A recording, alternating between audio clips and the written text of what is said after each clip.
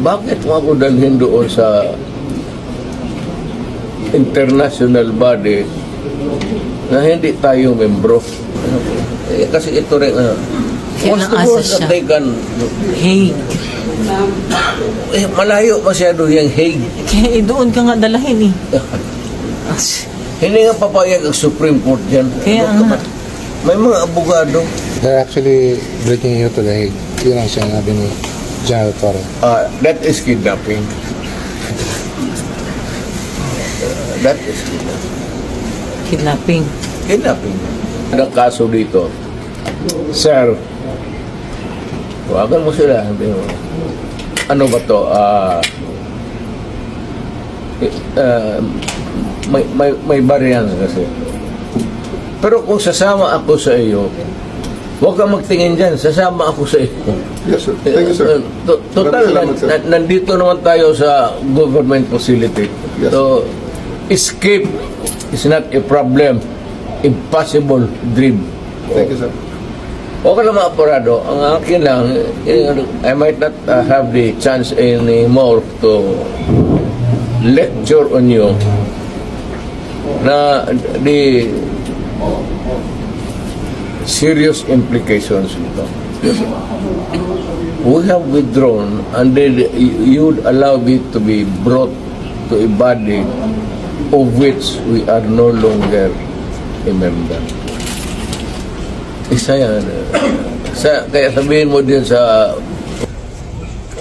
sabi ni Mayor, kindly ponder on this seriously. Sir. Alam mo man, nabasa mo man siguro, withdraw na tayo. So, bakit mo ako dalhin doon sa international body na hindi tayo membro? Kung balang araw, per chance, kung isa sa inyo magkakaroon ng kaso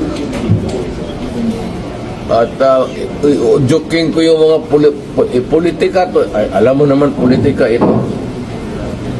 Sabihin ko siguro doon, hatakin mo yan doon sa maligayahan kayo niyan. I'm reminding you, not because I want to, I'm not berating you actually. I'm giving you a lecture na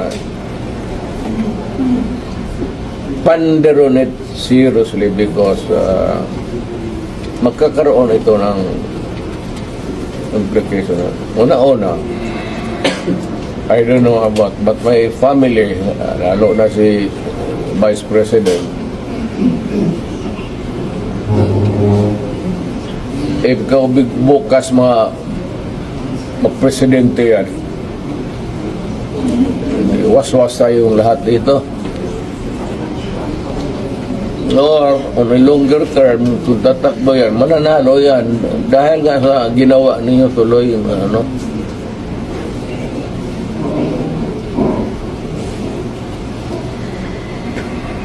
Hindi kasi ako ang nakiusap. Kung ako ang kausap mo kanina sa sabihin ko sa iyo, sa iyong kutsi mo, dalhin mo dyan sa ano, sasakay ako.